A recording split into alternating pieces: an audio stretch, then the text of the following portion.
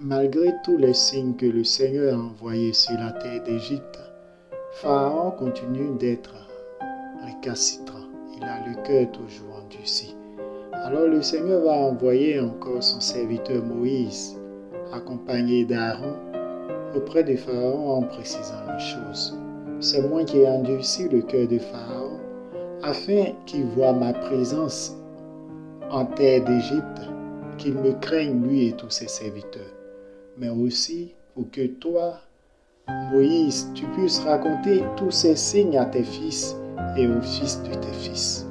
Cette fois, la mission est grande, plus grande que les premières missions. Il s'agit d'aller dire au Pharaon que s'il ne laissait pas partir les fils d'Israël pour aller servir le Seigneur enverrait des sauterelles qui viendront dévorer tout ce que la grêle avait laissé, car la grêle n'avait pas tué toutes les plantations, toutes les cultures. Mais seulement lorsque Moïse vient annoncer cela à Pharaon, il tourne ses paroles en dérision. Oui, il se moque de la parole du Seigneur et il chasse Moïse et Aaron. Seulement, ses serviteurs qui sont là l'interpellent en lui disant « Mais ne vois-tu pas que l'Égypte est en train de périr? Le Seigneur est puissant, laisse-les partir. » Alors, Pharaon fait encore appeler Moïse et Aaron et leur demande des précisions. « Avec qui partirez-vous » Moïse donne la liste. Il s'agit de tous les fils d'Israël, de leur bétail, petits et grands. Seulement Pharaon oppose une résistance, car le Seigneur a endurci son cœur. Il veut seulement laisser partir les hommes, et il leur dit, ce sont les hommes qui doivent aller servir le Seigneur. Alors Moïse sort de là, et sur la parole du Seigneur, il étend son bâton vers le Seigneur. Le Seigneur envoya donc une nuée de sauterelles sur l'Égypte. Ce sont ces sauterelles qui vont dévorer toutes les cultures d'Égypte. Et cela va beaucoup peiner Pharaon et tous ses serviteurs. Alors il va faire appeler Moïse en lui demandant pardon et en lui disant de prier pour lui le Seigneur, car il reconnaît qu'il est pécheur. Mais ce n'est pas la première fois que Pharaon se reconnaît comme étant pécheur. C'est un récidiviste. Moïse, qui est serviteur de Dieu, prie alors le Seigneur qui fait partir les sauterelles. Seulement, Pharaon ne va pas respecter sa parole. Il va encore se jouer de Moïse et même du Seigneur en disant « Vous pouvez partir, vous les humains, mais seulement votre bétail va rester. » Alors Moïse lui pose une question simple.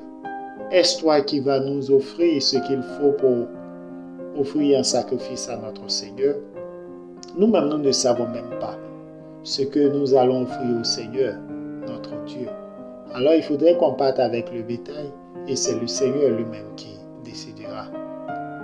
Seulement, Pharaon ne veut toujours pas les laisser partir. Alors, le Seigneur va faire venir sur eux un autre fléau. Il s'agit des ténèbres. Et à partir de ces ténèbres qui vont durer 3 jours, voici que Pharaon va se rendre compte que le Seigneur est vraiment puissant, qu'aucun de ses magiciens ne peut lutter contre le Seigneur. Sur conseil encore de ses anciens, il va faire appeler Moïse et cette fois il va les laisser partir en précisant une chose: tu ne verras plus ma face.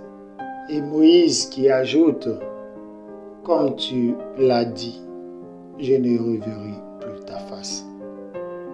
Voici donc les 9 grands fléaux que le Seigneur a envoyés sur la terre d'Égypte. Seulement il reste un 10e fléau, il reste l'Apocalypse. Nous héritons toujours le Seigneur. Nous ne comprenons pas les premiers signes que le Seigneur envoie sur nous. Nous ne comprenons pas toujours que lorsque le Seigneur se met en colère, il frappe progressivement. quand nous comprenons la première lettre du Seigneur, il est évident que les autres sanctions ne vont pas tomber sur nous. Mais si nous pensons que nous sommes résistants, que nous sommes assez solides pour lutter contre la parole du Seigneur, il est évident que nous allons vivre toutes les sanctions du Seigneur. Le Seigneur avait commencé par transformer l'eau du Nil en sang. Pharaon et ses serviteurs devaient comprendre cela et laisser partir les fils d'Israël. Même quand Moïse a jeté son bâton et que son bâton est devenu un serpent, un dragon, il devait comprendre cela. Mais comme les magiciens égyptiens répliquaient à chaque fois, le Pharaon a cru qu'il pouvait compter sur lui pour rivaliser avec Dieu. Voici que maintenant, même ses serviteurs commencent à avoir peur, car les nouveaux fléaux que le Seigneur envoie sur la terre d'Égypte sont des fléaux graves, sont des fléaux impitoyables. Nous également, lorsque le Seigneur commence ses sanctions, il est mieux de se prosterner devant lui, d'implorer sa miséricorde, de demander pardon afin que la punition n'aille pas jusqu'au bout. Le Seigneur ne garde pas rancune éternellement.